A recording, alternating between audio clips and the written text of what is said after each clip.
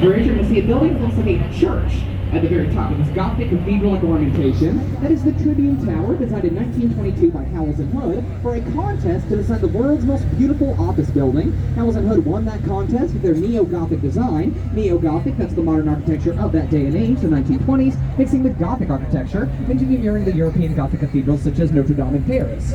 Now swinging back over on the right, you're going to see two brown brick buildings. So these two brown brick buildings make up the largest hotel in Chicago, called the Hyatt Regency. But as we pass, I want you guys to focus on the shorter of the two brown brick buildings and look behind it. Towering behind the shorter brown brick building is a very tall white building with the black lines going up almost right next to us here.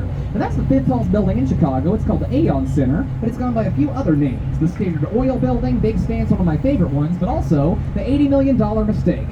The reason it's called that, Edward Durrell Stone, the architect that designed the building, originally clad the building in fine white Italian Carrara marble. That's the finest marble you can get your hands on, but the problem is that marble could not take a Chicago winter. To give you guys an idea of how rough the winters can be, February of 2019, there were several days that month that were colder than the surface of Mars, negative 66 the wind chill. That tall couldn't take that harsh weather. It began to crack, it did not want it to fall off the building, so they had to reclad that building completely in North Carolina granite. It cost $80 million to reclad that building, about half as much as it cost to build the whole thing in the first place. Just because to show you folks, you can't take marble for granite. Terrible pun, yes. Not all the tour guides are brave enough to make a joke about rocks like that so early on in the tour, but I am a little bolder. Another one right next to us here. You're going to see a dark rectangular building, then right next to it a triangular-shaped building. Look in between them. You're going to see the white undulating balconies going up Aqua by Jeannie Gang. Now, Aqua was built in 2009 by the Chicago local architect Jeannie Gang. Whenever it was first built, it was considered the most beautiful residential tower in the world. Also, if anyone here has seen the first episode of Ozark, the Netflix series, in that first episode, something very unfortunate happens to a man on a balcony.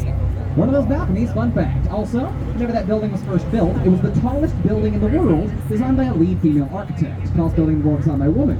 No longer the tallest building in the world designed by a lead female architect. I know, bummer. Just kidding, folks, it's not a bummer, because Jeannie Gang went wild this past year and broke her own record with this wavy blue building on the right. This is also by Jeannie Gang. It's called the St. Regis. It is 1,198 feet tall. It's the third tallest building in Chicago now. Now it's the tallest building in the world designed by a lead female architect. Hello.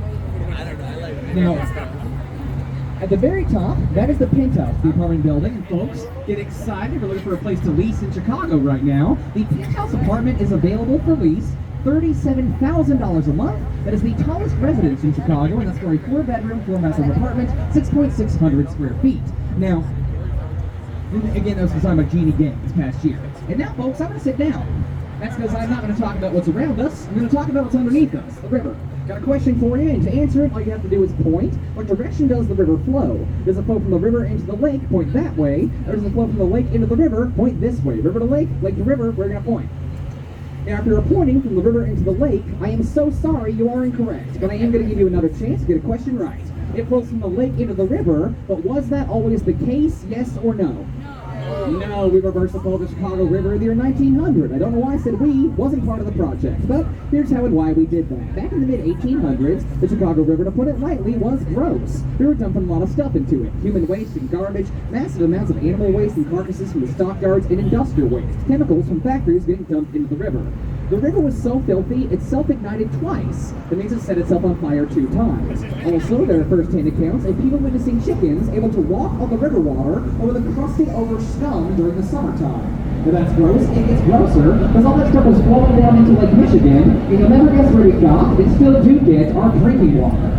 Yum, yum, yum, Lake Michigan. We were drinking all that nasty stuff and people started to get sick. Cholera started to pop up around the water supply. It's a serious issue, a waterborne illness. So they developed a group called the Illinois Metropolitan Water Reclamation District to solve this problem. Now I'm sure at the very first meeting of this group of people, the quiet guy said something like, "Hey guys, maybe just stop throwing trash into the river." And then the loud guy piped up with, "Let's reverse the flow," and it was his idea. It sounded cooler. And this is the way they did it. They dug a 26-mile-long canal that connected the Chicago River to the Des Plaines River. The reason they connected those rivers is the Des Plaines River, at the time of that construction, had a 5-foot lower water line than the Chicago River. Water's always going to go where gravity takes it. So since that river was lower than ours, if we connected the two, our water would fall into the Des Plaines, reversing the flow permanently. Now, that canal project was massive. More dirt was moved in that canal than the Panama Canal, but it was finished on January 2nd of 1900, where they moved the final dam up, holding the lake back, and like magic, the river began to flow from the lake into the river down that canal, which is called the Sanitary and Ship, with a P canal, into the Des Plaines, out to the Illinois, out to the Mississippi, out to the Gulf of Mexico. Yay, clean water. Here's the issue.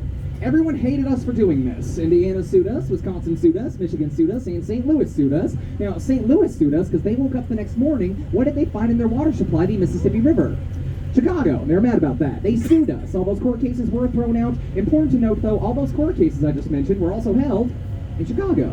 Now, there was a court case we lost, and that was the entire country of Canada. That's how you know you did something a little bit wrong. Canada hates you. That was us. Now, Canada said we were trying to drain the lake system, and they proved it. They said within 500 years, we would drain the entirety of the Great Lakes system 3/4 of an inch.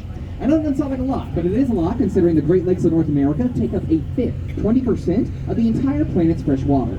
So in 1938, we lost those court battles that lasted over 30 years, and we had to build the thing that we're about to enter, folks. Folks, we are entering the Chicago Harbor Lock, and this controls the flow of the lake into the river. Now, another very important thing that it does, I mentioned earlier, the Des Plaines River used to be 5 feet lower than the Chicago River. Now, those two rivers are level, and Lake Michigan is 5 feet higher than us right now. So what's going to happen is we're going to go in through these gates right here in front of us, then they're going to close behind us. That's when gates in front will open up, and that is the side of Lake Michigan. 885,000 gallons of Lake Michigan water is then going to come pouring into the lock, raising our boat about those 5 feet to where we're now level with the lake. Then we can boat out onto the lake. Now, while we are heading into the lock system, a couple of safety things for those of you on the lower deck. Please do not hold out your hands to touch the lock wall in the ever-raging battle of lock wall versus hand. I promise everyone that lock wall has won every time. Also, I know I shouldn't have to say this on the boat right now, but I promise everyone that I do, please no one exit the boat at this time. The lock is operated on federal government property. Fun fact about our federal government, a little bit stingy with their property, they don't want you on it. So please, no one exit the boat. Really good idea. Don't exit the boat till we get back to the Wendella boat dock. It's an awesome plan. Now, during this time, folks, it's